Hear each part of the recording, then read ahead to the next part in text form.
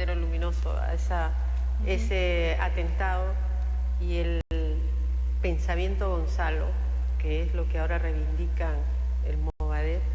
Él decía que ya estaban en el equilibrio estratégico, que estaban a punto de tomar el poder, ¿no? Y que el Tarata, o sea, ese era un coche bomba destinado a los bancos, ¿no? Los bancos de crédito y otros bancos que hay por ahí.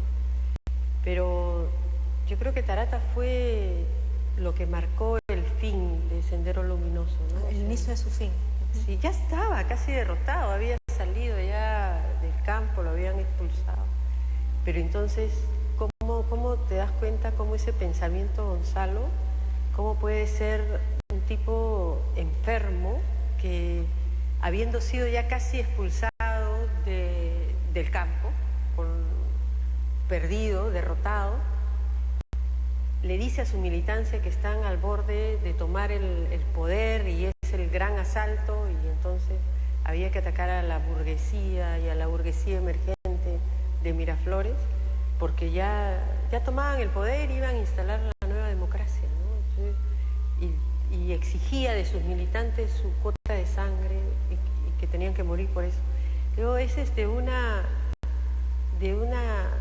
insensibilidad, pero además yo creo, ¿cómo es posible que después de todo lo que hemos vivido, lo que son las evidencias del pensamiento Gonzalo, pueden haber todavía gente que reivindique ese pensamiento, que se organiza políticamente alrededor de eso y siguen activamente defendiendo ese pensamiento genocida, ¿no? Terrorista?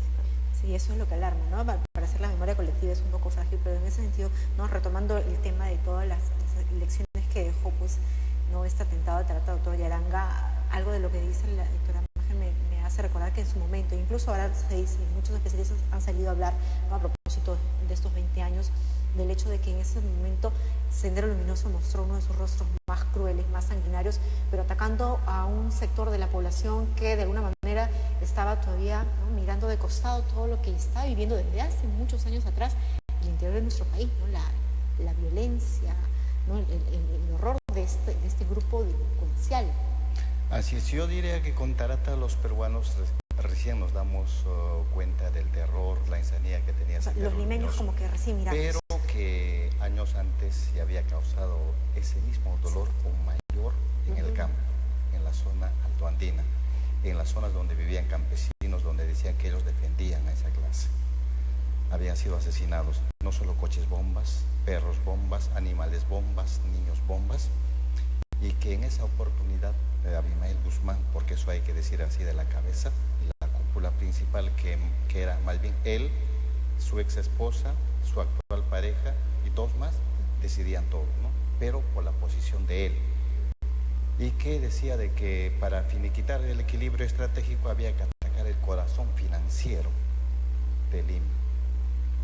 Y como que esa noticia dio la vuelta al mundo, pero no solo es Tarata en el Perú. Cuando hablamos de Sendero Luminoso, de la insanía de Sendero Luminoso, solamente recordamos con Tarata y con Lucanamarca.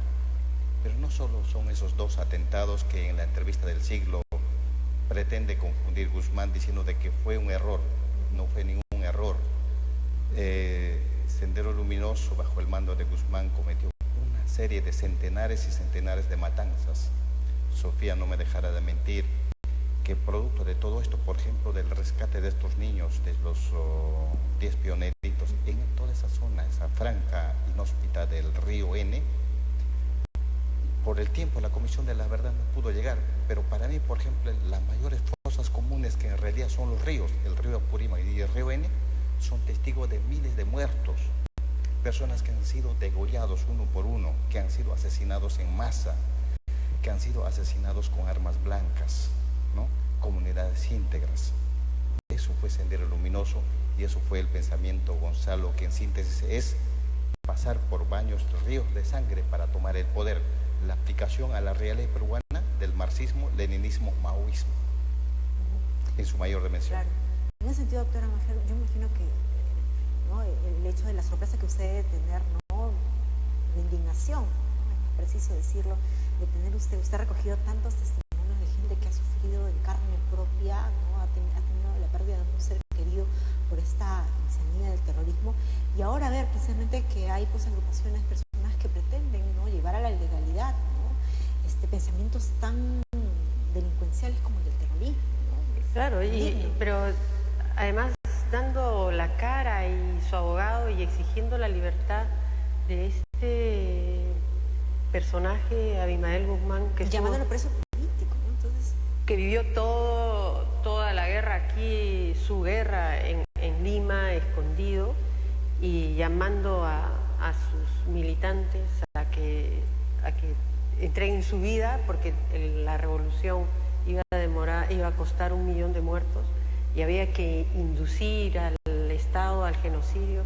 Ese es el pensamiento, y verlo en una presentación del libro, ¿no?, del Portocarrero, pidiendo la libertad. Además el abogado ofendido, ¿no?, porque le dicen que Abimael, insinúan que tenía 2 esposas. ¿Qué le pasa? O sea, ¿dónde están? ¿Cómo es posible que no puedan ubicarse en la realidad? Y el discurso cuando detienen a Abimael Guzmán, él es clarísimo. O sea, él da una arenga y dice, este es un recodo. En el camino. Esto es un recodo en el camino.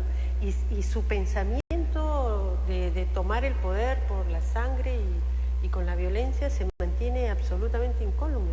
Y sus militantes están detrás de eso. ¿Cómo es posible que eso pueda seguir permitiéndose? No